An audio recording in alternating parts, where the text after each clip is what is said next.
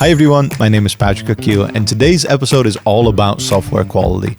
What it is, how to measure it, and how to get it up to a par where everyone is happy, software engineers and the business as well. Next to that, we cover team performance and how to measure that through the lens of bigger organizations. And who better to have that conversation with than Eugene Fidelin, engineering manager over at eBay. So enjoy. For today, kind of as a main, I wanted to start off with talking about software quality, because I did way back, I think it's like episode 7 or something, an episode on software quality. And I think there's different trains of thoughts when it comes to what is quality or how do you perceive software quality. When I say quality and what that means in software, how would you explain that in the simplest terms? Oh, in the simplest terms, I think the hardest questions always come from the simplest. Absolutely. I'm in favor of very pragmatic approaches everywhere. So for me, quality means that the software does what you expect it to do, and it also means that it's hard to break. Yeah, it's not fragile. Yeah. So I think as a developer, you would like your code base to be like this. So it is predictable, it is stable, it does what you think it should do. Yeah. And it's not easy to break. Yeah. It's not that you move some piece over there and then somewhere in a different part of your system everything falls apart. Gotcha. So I would say that could be a pragmatic definition of, like, I would say this is the high quality software if it feels like that. I really like that explanation, because I was thinking about the same question. I was like, okay, it can go into a lot of factors, right? For example, documentation with regards to usage or purpose of the software in general, from a developer standpoint, from a user standpoint. Any docs, I think, is good to have. Unit testing to prove resilience and to make sure that you can make a change without things flipping over. But in essence, resilience and predictability is the biggest component, I feel like. Yeah. I think that's the biggest challenges that we are dealing on a daily basis. Yeah, because usually, whenever you need to implement a new functionality, it's not again, from my experience, if you work for the big product, for the big project that spans over many years, you not very often you have chances to start like a greenfield project. Usually, you develop on top of something that's already there. Yeah, was written by many people over many years, and the last thing you want to have is if you touch something and it falls apart. Oh yeah. that's the worst case scenario, and you want to avoid it as much as possible. And I think like tests is one of the approaches how to guarantee that it stays like as a solid. It has a solid foundation, yeah. Can you ever fully prevent it, you think? Because as you mentioned, in a big company with, let's say, numerous lines of code, actual weight, because I think code can be a weight as well.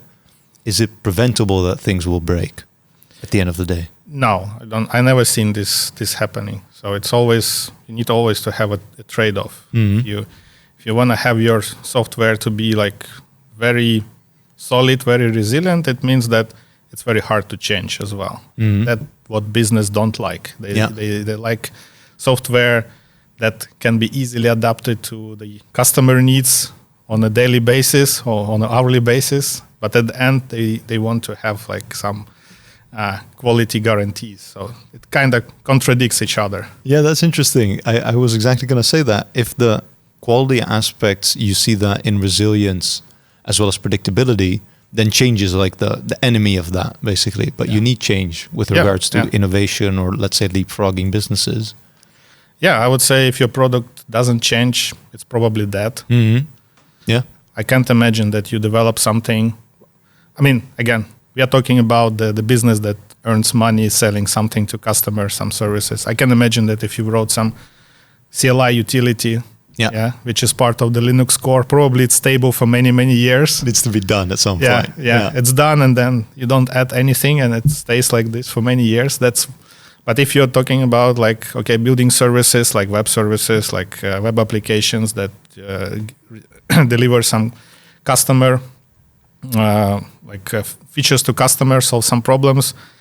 You're working on the high competitive market. The business always wants new features, either to be on par with the market or be ahead or whatever business wants. So they want to change it. They want changes. So changes is what make your product competitor advantage. You have an advantage over your competitors if you can change it faster. Yeah, the speed is like the name of the game there. Yeah, and then if you're looking, we want to change things faster. So what slows us down? Eventually, if let's say you have CI/CD pipeline, you have cloud, everything is really smooth, one button click, everything is deployed. When you reach that stage, you will understand that tests are actually the next bottleneck, because probably you already had a lot of tests written in the past, whether maybe in the old-fashioned way where you had a dedicated QA team. They wrote a lot of end-to-end tests in Python. Now you don't have Python engineers in your team at all. It's either Java, Go, and JavaScript. And then, do we need to learn Python to maintain those tests? Or maybe let's rewrite it in the languages that we know. So at the end, you will end up in a similar situation. And then, the test, you need to make a decision what to do with all those tests that already exist. But the decision it should not be to throw them away, right? Because that speed, let's say if you start out from scratch and you have 0 tests, then speed is kind of the only safety net, or tests are like the safety net that you have. And at some point you build to a scale where you have a huge test suite, and then it might become a bottleneck, but then still you need that safety net, right? Because if you're super fast, but you break things along the way, then that might in the end make you slower. Yeah. And my observation that many teams and in many building different types of products, they indeed afraid of getting rid of those tests. So they understand that they slow them down, but they feel uncomfortable removing them. Yeah. And you need to be really careful. You need to prove the value of removing tests. And by removing, it's not throwing away. You just need to understand what the value of a specific test, and maybe you can find a replacement, which is faster and cheaper, whatever. So from my personal experience, a lot of end-to-end tests can be replaced by a series of, let's say, integration tests and maybe contract tests. If it's testing, let's say you have a front-end application, it talks to some API, then you have one end-to-end test that basically tests these 2 applications. And it's very fragile. Then you can replace it with one integration test that only covers the front-end application, another integration test that covers the API, and then you have a contract test in between. Yeah. So the combination of these 3 tests usually much faster and more stable. Sometimes end-to-end tests, they cover some very specific edge case. And then you should just be pragmatic and ask yourself, this is edge case. Does it bring value to the maybe do we earn money if this edge case happens on production? Maybe this edge case doesn't happen so often. Maybe you just can remove the test and just have a monitoring on production. And if you see that, amount of those really weird situations goes up, then you need to take action. Yeah. But maybe for the normal workflow, it will never happen. So why you constantly run this test? Interesting. Yeah, it's the balance of then prevention versus observability, right? Yeah. Because you can only prevent so much, and if you prevent so much that it actually harms you in your speed of delivery, then that's probably also the opposite. And it's interesting that you say that people are kind of scared or hesitant to remove the tests, because having been in a software engineering position for a long time, I've been in also projects where there haven't been any unit tests. And then the general notion is changing the code is kind of scary or uncomfortable, because what if things break? We don't have this safety net. I've never been in a place where there's so much safety net that we don't want to take it away because then we're scared that things might break, let's say. So the safety net is there, but the cost of that safety net is huge. So you understand that you need some safety, but not at that price. Yeah. I think it's good then that because the example you gave is also that, for example, the safety net is in a different programming language, Python versus Java or Go or whatever you use cloud natively.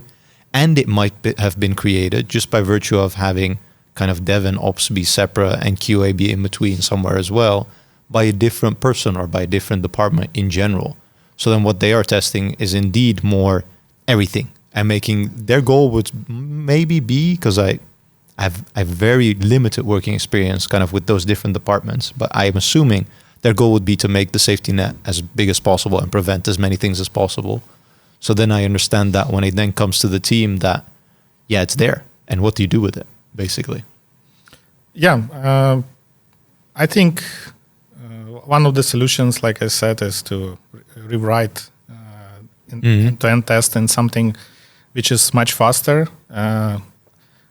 At least in our company, we call it shift-left approach. I think it's also the term that is used outside of the company as well. Absolutely. So basically, your end-to-end tests usually run at the very end of your pipeline. And your unit tests, they run very early in your pipeline. So if you watch on the screen, it's on the left, yeah? So you want to move as much test as possible from the right side of your pipeline to the left side of your pipeline. Because it's also a faster feedback loop, but also usually on the left side, everything is much faster. You run it inside the Docker, or maybe in some, even like locally, you don't need any specific environment for that. You can run it on a dev machine very fast. So also gives you fast feedback. Developers like that. I also personally like. I don't like end-to-end tests that you click the button. You don't want to wait for like 40 minutes until you have the results. So you probably switch to some other topic. Yeah, either writing an email or maybe reading next Jira ticket, and then 40 minutes later, something is wrong. Okay, but your brain is already focusing on some other task.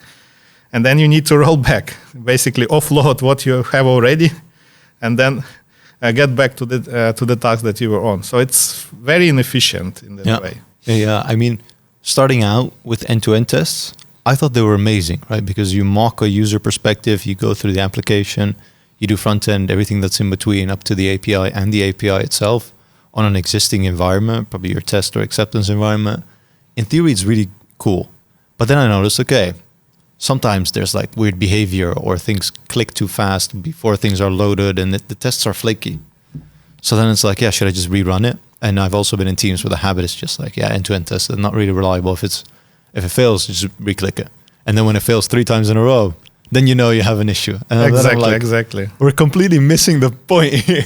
I can relate to that. I think all our end-to-end tests, they have at least 3 retries. Oh, damn. So they only send you a failure message after the 3 retries, which if you think about it, it's kind of already an indication that something is wrong. Something's definitely wrong. Yeah. And that's not fast feedback then either, right? If it has to run 3 times and afterwards you know if something is wrong, then that's, right now it sounds crazy. And I think that has come with experience. Doing it again or doing it in a different project, having a huge suite of unit tests where I can reliably say from a backend, because I have done a lot of backend software engineering recently, that I would not even spin up a front end to see if my API change worked or if it succeeded, because I would have a test. And if my test is green, usually everything would be fine. Or I would confidently push it to test and then see, or then manually test it and be like, it works as expected. It's because I have the unit test. I have the feedback as early as possible. I don't have to wait for an end-to-end process to get kicked off. And that felt really good, I must say. Like being in the driver's seat like that. I fully agree with you, but I would like to add one perspective. Maybe it's more front-end related because my experience more in the front-end world. So usually, like from my observation, the unit test in the front-end application, like if we're talking about client-side application, usually they bring less value than integration tests. Okay. And the reason for that is usually, again, if you're talking the typical client-side application, it's built in the modern approach of component-based, so everything is different component. Then, what would you call the integration test? Like, do you need to test each component in isolation? That would be the very pure integration test. But then it doesn't bring a lot of value because your components might just reuse another components. So testing each component, you basically nail it. Nail the implementation details, but still you don't have the good feeling if the whole application runs as you think it should run. Mm-hmm. So usually in this scenario, I would go for like integration test. Mm-hmm. So you don't mock at least components that you built your own. Maybe you can mock the third-party components. You don't want to test the library that was written by Facebook. And you try to test maybe the feature. Yeah, you have like set of components that working together they deliver some value to the customer. Like Yeah. Logging form, shopping cart, some view item, carousel, whatever. So they has some value for the end user. So you test them in one go. I mean, as a single module. Yeah. And then I would call it more integration test because there's a lot of components. So I would say a lot of people would say it's not an integration. It's not a unit test by definition. I would say yes. So it feels more like an integration one. And in my experience, if you follow this approach, you start with integration test, you might end up that you don't really need write unit test. So, or you need only write unit test for some specific edge cases. Yeah. Which then the question, okay, do you really need to cover them? And the advantage of that is that you have much less tests. You probably can replace, maybe 20 unit tests by 2 or 3 integration tests. Yeah. And the integration test, by reading them, you already understand what the value this functionality brings to the user. Mm-hmm. So just by reading the test, you can already understand what's the intention of this code. By reading unit tests, it's hard to say. It's isolated. It's isolated. Yeah, yeah. And also it makes it easier to add new features because you can completely rebuild the internal implementation of your feature, but if the user behavior stays the same, highly likely you don't need to change your integration test. Exactly. So this is basically the first thing I do when I need to refactor. Let's say, there is a library that's outdated. We cannot use it for maybe security purposes or maybe whatever. I need to replace it with something new. How can I guarantee to myself that after the refactoring, the functionality will stay the same? Mm-hmm. So the unit tests, I probably will throw them away because that new library might have different APIs that I will use internally. But the whole functionality for the end user might not really change a lot. Yeah. So if I have an integration test, I change the internal implementation. Integration test will tell me that, everything is still fine. So refactoring is done in the right way. I haven't broke anything. Yeah, exactly. I think maybe in semantics, still when I say unit test, it might be, if I actually look at the semantics, it might be an integration test, even on the back end. And it's interesting because there used to be a lot of talks on this pyramid model where you have your base that is like the most amount of tests width-wise, which would be your unit tests. Then integration is in the middle, so it's kind of in between, and end-to-end is your peak. You only want a few of them, very critical ones. And now I've also heard a different mindset where you have this trophy model, where the unit is still a bit less than the actual integration because that's the bulk of your testing. And then the bottom part of, let's say, a chalice would then still be the end-to-end part, which would still be the least at the end of the day. I'm really fond of integration tests. I mean, on the back end. So I would hook into an API and I would mock any database interaction, but everything in between, I would test. Unless I specifically want to have one function that is like complex in isolation, and I want to do a table-driven test, for example, because I just want to have many versions of input and output, or I can even do that fuzzy, so I don't even have to define the input and output myself. Those would be more unit tests, but I call everything a unit test, even though it might be semantically more of an integration test. So yeah. Yeah, I would say I would call it integration test because you probably test like internally you have a lot of parts that probably you have some filters or middlewares that parse the incoming requests. They enrich, they validate those requests. They probably add some metadata that is being later on used in your code. Yeah. So in my opinion, it's more like an integration test. Yeah. So you mock the incoming request, you mock everything that's outside of your service, and then you test it as a black box. So I think this type of integration test, they gives the most value per line of code, I would say. Yeah, they have like a really wide reach with regards to how much they test. Yeah. And I like that. Especially like you mentioned that you can use some fuzzy data. I know that some how it's called like chaos testing, when they just throw some really strange values and they see how your software behaves. Yeah. To be honest, I never tried it in real project to understand the value. Instead, what I'm doing is I try to understand from product and from business what are the most important scenarios for using this API. Yeah. And then I make sure that I test them. Yeah. Because that will give it will prove that if I change something and it's green, the test is green, then the flow that brings money to the company is not broken on production. Maybe some edge case can be broken, but if it doesn't bring money, we can fix it later. Yeah. It's not as important. It's not as important because as you mentioned at the beginning, like speed for business nowadays is more important. And especially, I'm curious then how your experience has been balancing and keeping a level of quality that you like and that the team likes, that is like stable, that is up to par with your own quality standards, as well as delivering with regards to any deadlines that might come from anywhere, because usually that's how it is. Because I feel like people make these trade-offs, and I'm really curious how you've kind of managed that situation when it comes to balancing speed and delivery. I think, again, in the companies that focus on earning money and the software is just a way to earn money, it's not what they are selling. Usually business needs overweight. So delivery always overweight the quality. That's my observation. So you can fight against that. You can try to, go against that, but this is the given. This is at least the companies that I've been working on. This is the usual scenario. Delivering something earlier is more important than delivering it with the high possible quality.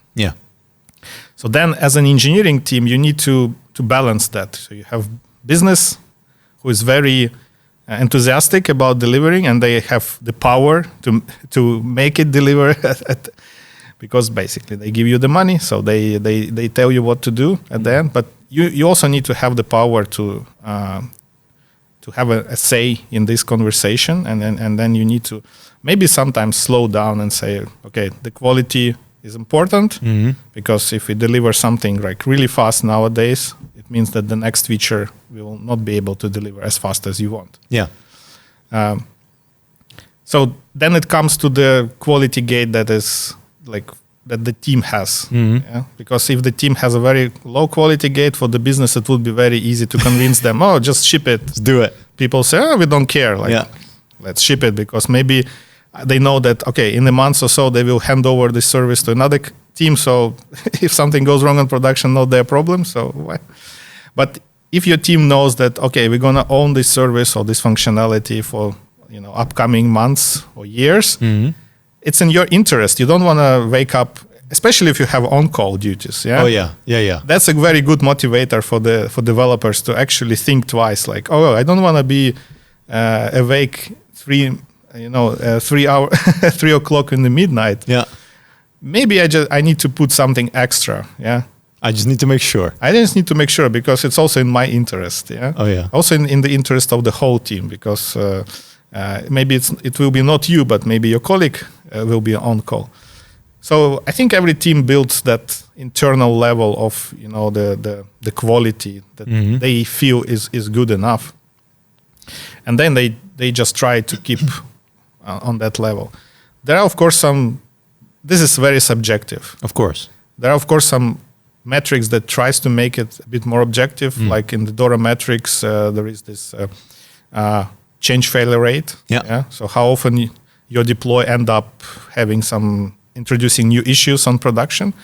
So this is something that you can also look and I think many companies they look at it from the very broad perspective, like, okay, how we are doing. It's a nice indicator. If you're moving fast, you probably want to have you can have this change failure rate higher for some period of time. Yeah. But after that, you want to make your software more stable. So you basically do some actions to maybe reduce that number. Mm-hmm. I think the measurement's very interesting because, as you say, if I just look at the metrics and I don't know the context of a project, so if I see high change in failure rate, I'm like, okay, that might not be good, right? But because if we're in this ramp up and we're trying things out and we're breaking things fast, that's actually a fine thing at the end of the day. Yes. Once we've proven then something, then I expect that rate to go down. And if it doesn't, that's then alarming. Yeah, exactly. And I have a story about that. So the team was working on the project, and it had a very hard deadline. It was very important for the business. So they were actually delivering feature at a very high pace. Yeah. And they made an agreement. It's okay to break the master branch because it's not exposed to the end user. So everything is behind the feature flag. Yeah. So even if it's broken, it's fine for us because it's behind the feature flag. But of course, this change failure rate metric, it went really high. Oh yeah. And then the DevOps team that basically observes like the whole organization was start throwing emails. Oh yeah. And then Zoom calls. Okay, guys, what are you doing? What's going wrong? It's wrong. Stop doing that. And then the team had to explain that, guys, but we are just writing a new feature. It's not exposed to the end users. It's perfectly fine to have this metric so high. We understand that the consequences of that, and we take this risk. Yeah. But as you said, if you just look at the metric, if you don't understand like maybe on which phase the product is or the internals of the product, just the metric itself might give you the wrong feeling about what's going on. Did the team understand, the DevOps team, that like raised the alarm bells in the end? Yeah, they understood. But again, you need to spend time on that. You need to explain other people. Just say, okay, guys, we understand. Just don't bother us. We will fix it later. Yeah. But then in all the reports everywhere, your team is red and everyone's, why? So you don't really want to have this. Yeah. No. You don't want your team to be associated with someone who, brings trouble. Yeah, like it depends, because if in the end of the day, if that outpaces through that way of working your competitors, for example, or allows you to deliver a feature faster, and that's what the business needs, then it's fine. But if there are KPIs to those specific metrics, and therefore you can't do that way of working, even though it might be more effective for what you need to do, that would be a shame, wouldn't it? If you, due to business decisions or KPIs or ways of working that are like more risk safe in general, you kind of limit your way of working, I think that'd be a shame, because then that allows you to not really experiment or innovate. Yeah. That's why, like, when these DORA metrics were just introduced, I was really enthusiastic about that, because it feels like it gives you nice insights about what you are doing. Yeah. But I think it's very easy to abuse. So as I said, you can only make judgments based on those metrics if you understand the specific product. Yeah. What's the face of the product? What are the problems? Like maybe it's the product that undergo very critical rewrite. Yeah. And then you really want to have this change failure rate very, very low. Yeah. Or maybe that's something new that no one is using, literally zero users on production. So the high failure rate doesn't say anything. Doesn't matter. But you don't see it from these dashboards. You only see the number. Yeah. And only the team can relate this number. Is it good or is it bad? But so for example, if you're saying the DORA metrics don't give the total picture, then how would someone get the total picture on like team performance? Because it's not going to be on an output level, I feel like. We're not going to do pull requests or commits, because then from a developer side, I'm just going to make smaller commits, smaller pull requests. And at the end of the day, smaller pull requests also have a correlation with higher throughput, because those pull requests all need individual reviews. In some organization, even 2 stamps of approval. Like, that's not really going to do it. But then what is? Or what do you think there? Like, I would say in ideal situation, everything should be measured by outcome. But I also understand that often it's very hard. Oh, yeah. Because again, I think the use case that may be familiar to many people. Product comes with a great idea. Engineering team did a great job. They deliver something, negative impact. So does it mean that the engineering team failed? No, they deliver probably the best software. Product failed? No. Maybe, I don't know, they were just coming with idea, so they just want to learn. So the learning is there, but maybe the business impact is negative. Yeah. So if the outcome is negative, well, maybe not like this. Because people say that negative is also learning. But let's be honest. If you deliver a feature and it has a negative business impact, no one will be proud of that. It's a learning. It's a learning, but unfortunately, those learnings, they have, I would say, they are less important to the business than earnings. Learnings versus earnings. It's like a cost versus an earning. Yes. Learnings are good. Everyone will say, okay, good. But next time, please deliver the feature that will bring value. Yeah, absolutely. If you're only doing learnings, then probably your team will not be perceived as the high-performance team. Yeah. Yeah, but that's then the downside of only looking at outcomes, because then if you go through the motions, you did a really good job, but then the outcome is not there, or it's worse, it's a negative, then that can definitely impact. But then, is it a combination of output and outcome, or what do you think there then? I think at least what I've seen in the companies I was working in is it's a combination. So sometimes you can if your outcome is negative, you can at least prove that by showing up the output. So you can say, okay, this is the work that we did, and maybe we can reuse some pieces of this work in something else. So it's not that we just throw it away. We iterate on top of that. So it has a value, not maybe as a prominent value as just real money, but it still has a value. Yeah. So, but I would say it's a very tough question, and it is very related to the company culture. So how the company in general, how people in the company perceive that. Yeah, it's still subjective then. That's kind of, I think it'll always be there. And then if the culture decides it's just either how it's been, or it's the people that are there that have kind of their experience and they leverage that in how they make the decisions at the end of the day. Yeah. I did a Q&A recently, and I'm really curious because you have this experience with, let's say, bigger organizations. There has been a lot of questions in that Q&A with regards to getting your first job. And I'm of the set mindset that probably if you're either from a career switch, you're self-taught, traditional education, your first job is most likely, I'm very generalistic and black and white, not going to be at a startup. So you're going to be most likely in an organization where things might have already been live for a while. You're going to work on a bigger project, but maybe a small part of it. You're not going to understand the whole picture yet. That's probably going to take a long time. And that's how you're going to contribute. And then the question is, okay, but how do I build up the experience to be able to do that in an organization? How can I make sure that already when starting, I have a leg up versus someone else? Because a lot of the advice out there is to build a small project, build just whatever interests you. If you like anime or gaming, make something yourself out of that. But that's always going from zero to something that's then usable. It's not really going into an organization where things are already live. How can you accommodate for that skill set, or how can you actually have a ramp up start when you go into an organization like that? Yeah.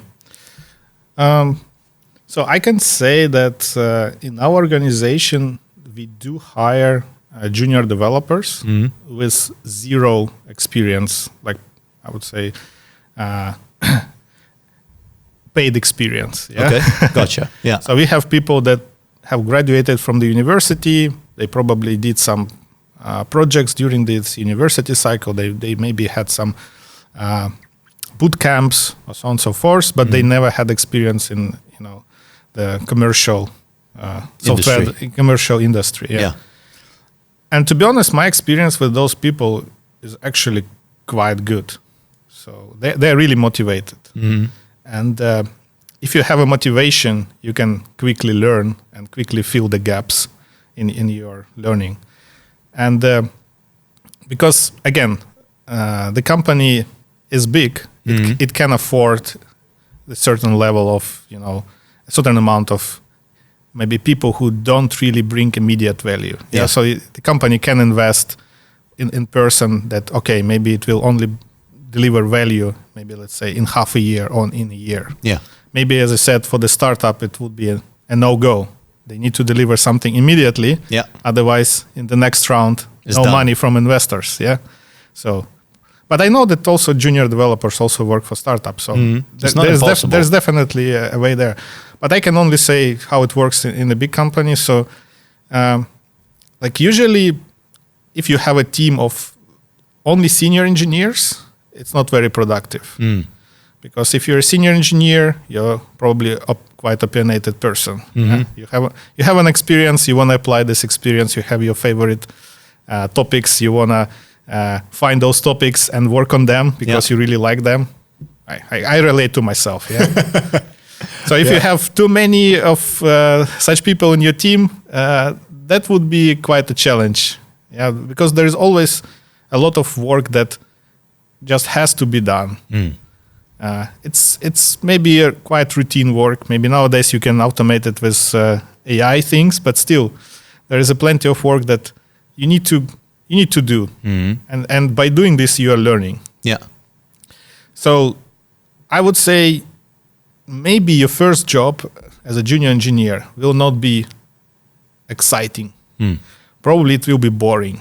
Yeah, probably it will be just, we have a huge set of, I don't know, CSV files. Now you need to convert it to JSON. And you do it, and then no one is using those JSON for years. Maybe because you need to do something for something boring. We have a legal compliance. We need to have this copyright on all the pages. And then you need to go over 100 pages and update the copyright just because it's a legal requirement. It's a boring work. But it's important still. It's important still. And you can learn because instead of doing it manually, you can improve your skills and automate this. Yeah, instead of manually going through the pages, maybe you can just write a script that will do it for you. Yeah. And so my experience says that it is doable, but when we are hiring, I would say junior engineers, hard skills, they are important, of course. But at this level, hard skills are not as important as motivation. And also, I would say the team fit. Yeah, and it's a very vague thing. Maybe a lot of people would say, team fit doesn't exist, or it means different things. But for me, the team fit is like, you wake up, you go to the office to see your team. Like, okay, do I want to see this person? What kind of feeling I have after a conversation with him? Exactly. He's always complaining, or maybe he's struggling, but he's still searching for the way to do something, and he's still maybe motivating others to do something, or he's asking around, or maybe he's just sitting silent in his corner, and then once a week you hear something from him. So you kind of have this understanding, yeah, and then if it matches your expectation, you say, it's a good team fit. And it could be different in a different team. Yes. It's very subjective. It's very subjective. If your team is, people who really like to gather together, have a good conversation, coffee, beer after work, then you probably want to find a guy or a girl, let's be inclusive here, that also kind of shares the same feeling, yeah, the same lifestyle, yeah, or work style, yeah. Yeah, I mean that also makes sense because a lot of the feedback I've heard is that they go through this interview process and then it's a no, and then they very much think inward and think it's them. But it could also be the people on the other side. I told them there's many things that can go on in an organization. People might just know hours in advance they have an interview with someone, so they're not as prepared as you would expect them to be, and that also goes into possibly the organizations or the hectic within that organization you're interviewing for. And at the end of the day, if it's not a team fit, it's from both sides, right? It's not just you as an individual. Yeah. It's also just the team you're applying to that at the end of the day has its own team culture and has its own way of working. And that might not be a good fit then. Yeah, yeah. it has downsides as well. Mm-hmm. Yeah, so the risk here is that if you're only looking for people who behave similar to you or share your like values, you will end up in the team that is, very Homogeneous. yes. Yeah. And like diversity, maybe again another word that means too many things, Mm-hmm. but diversity helps. Yeah. So I've been working in the teams that were very diverse in terms of like age and gender and background experience, and I would say that's the most fun experience. Yeah, Mm-hmm. it's you really enjoy working in this with these people. Yeah, they come from different backgrounds, from different countries, different ages, whatever. Also great that if in the team you not only have like technical people but also product marketing. Mm-hmm. It really makes a difference. You really start feeling that the life is not like it's not like black and white. Yeah. It's not like my opinion or wrong opinion. There's like variety of different things that all make sense. Yeah. I've shared that experience as you're describing it, and it enriched me like professionally, but also personally because of that difference in perspective. I just take that with me and I offer that to another team, and I've even felt like within those teams I've been very productive as an individual because of that, or because of those conversations, or just because of my fondness going to work and working with that team specifically. But that's only one of the aspects. When I talk about kind of productivity or team performance in that way, Mm-hmm. that one you can go for from a hiring perspective and create teams that are diverse, where you can kind of try and make that magic on paper. It still has to happen in practice. When we're talking about team performance, how can you make a team that's non-performant at the end of the day performant? Or what has been your experience with that? I'll be honest with you. I think maybe I was lucky, or maybe there is no outperform like the teams that don't perform well. But I was always working for the teams that was always performing good. That's good. That's good. You probably contributed. I hope so. Yeah. So basically, the teams that I've been working, I will part with like as a developer, as an engineering manager, at the different roles. We never were perceived as a underperforming team. Mm-hmm. So at least I never had this type of conversation with my manager that says, "Oh, you need to do something because your guys are underperforming." Yeah. Maybe it has to do something with the overall expectation from that business has. So maybe if you manage those expectations in the right way, and then basically you under-promise and over-deliver, Okay. instead of doing other way around. Yeah. Maybe that also plays a role, but it's hard for me to answer this question because I've never been in such situation. Yeah, I get that. I've been in a situation where we want to improve it. Yeah, so we know that we are performing good, but we also know that we can perform even better. Yeah. Because I don't know, like we have an example that it's possible. Yeah? Okay. So I think that's the constant, the permanent situation in most of the teams, that they perform good enough, but they also understand that we can perform better. Mm-hmm. We can perform better because we can do many things, differently, and we can improve our developer experience. So we will be more productive. Yeah. Or like we can improve our testing strategy, so we don't waste so much time on end-to-end tests. Instead of we deliver the feature faster. So that's the permanent situation. Mm-hmm. So there's always a room for improvement. Yeah. In this regard. But once you reach the level that is good enough for the business, they probably won't put a lot of pressure on you.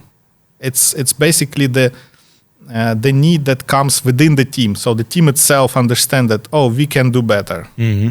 So the business is already happy with us, but we as a team, we understand that we can do even better. What did you focus on when you felt that you could do better as a team? You're already doing, like, it's not underperforming, you're doing good, solid, but you have the feeling that you could do better because maybe you saw it in another team, or what was that then that you changed? So one of the approaches that proved to work you kind of create like a parallel working track. Let's put it like this. So I call it myself like chapter. Okay. So let's say you work in a team, and the team does like a lot of different things, and you have backend developers, you have front-end developers, and then there's another team like next to you. They also have backend, front-end developers, and then you understand that you can do better. In let's say you pick up one specific topic. Mm-hmm. I'm more into front-end developer, so I will talk for that. So you say we can do better in terms of front-end. We can be more productive. We can develop front-end features faster. But how do we do that? Yeah. There is always some gray areas where no one really invests time, because either it's there's no clear ownership of those areas. Like there might be some shared library that everyone owns, but no one spends enough time to make sure that it is up to the standards, or maybe make sure that it is fast, performance, secure, and so on and so forth. Mm-hmm. So then you try to make this the chapter, and then you try to get people from outside of the team. Oh, okay. So you learn from them. Yeah. So if you just stay within the team, it's really hard to become better. Once you start inviting people from other teams, you do this, cross, how to say? It's like cross-pollination of knowledge. Yes, cross-pollination of everything, of knowledge, of approaches, of learnings, whatever. And it gives a boost. Mm-hmm. Like every time I experience that, it literally gives the boost in so many areas you never imagine. So usually you have very low expectations, like, okay, well, maybe let's work together on this shared library. But at the end, you have improvements that impacts not only these teams that are involved directly, but much more people. And then next time you say, oh, guys, let's work on something else. You have much more people who volunteer to work because they really see the impact. Yeah. And then everyone who participates in this chapter, he brings something back to his team as well.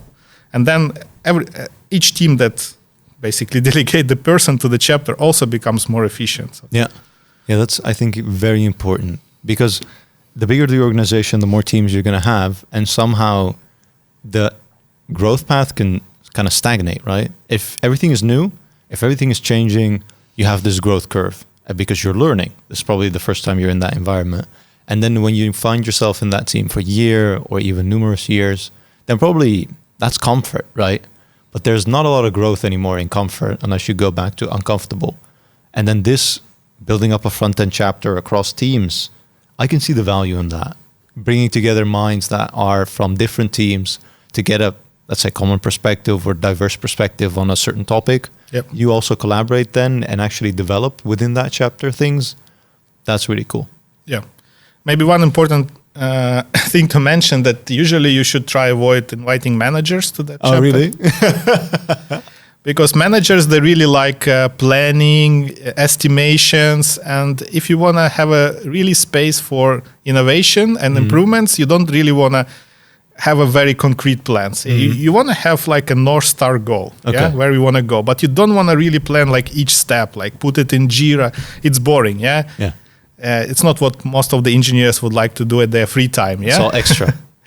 Yeah. So try to avoid inviting managers unless they are managers who also code. Yeah. So then they join as just as developers. I was going to ask that because on paper I saw engineering. Yes. But I still do coding a lot. So I'm still trying to consider myself also an individual contributor.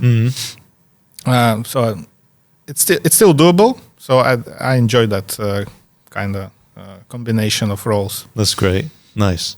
I was thinking something that you mentioned when you're in a team and you're, let's say, trying to step it up as a team. You're already solid and you want to do better.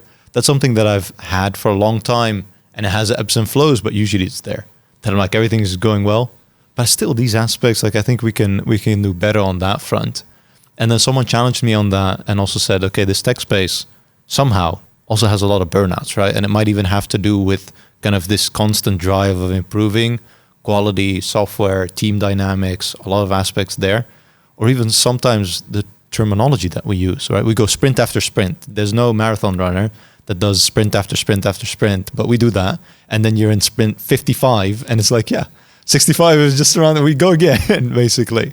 What has been your kind of experience with burnouts or people getting into that mode where they just have fatigue at the end of the day? Like I'm trying not to work in sprints. Mm-hmm. So at least in my current team, we adopted Kanban. Yeah. Because we also don't want to have this constant, like you always have a deadline, like in 2 weeks or in 1 week. Yeah. And feeling that you have a deadline is not a healthy one, No. I would say. It's called deadline. Yeah. So you're dead. It's nice to have some sense of urgency, but by definition, the deadline doesn't sound really good. Yeah. So that's why I really like Kanban over the spirit over the Scrum. Yeah. And then usually you plan in longer milestones, and usually those milestones they deliver some value to the customer. And in this case, you kind of run the marathon. But then at the end of the marathon, you have this moment of delight. Yeah. So you deliver something to the customer, and then you have some time to reflect on that. Yeah. So you gather some feedback from the customer. You maybe do some small adjustment based on their feedback. But it's already like, okay, you've done the work. You see the accomplishment. You feel the accomplishment because it is used by real people. It's nice to have a connection with the product in these regards. Yeah, so you don't deliver somewhere, you know how your product is being used. Yeah. So for me, it feels like it kind of reduces the chances of burnout because you worked hard, well, you work normal, yeah. No crunching, yeah. You deliver the value. This value, you see that okay, this is the actual value. For your customers, everyone is happy, product is happy, business is happy. So you got those accomplishments. You now have energy again to work on the next phase. So in my opinion, this is more healthy approach. Were you so autonomous? I only have limited experience when it comes to bigger organizations. But were you in the team? Were you autonomous in making that decision? Because what I've seen in organizations is that, okay, everyone has kind of the same way of working. This is standardized, everyone does Scrum, same terminology. But then people rarely have different ways of working when it comes to Kanban or Scrum or how they deliver. Luckily, in our organization, no one cares how you organize inside the team. That's great.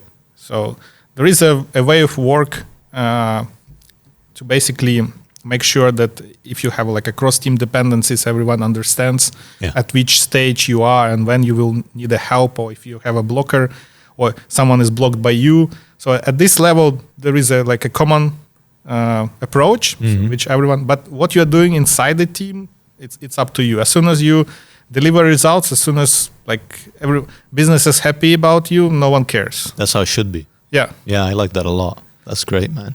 Maybe in our scenario, it helps that the teams are across the globe.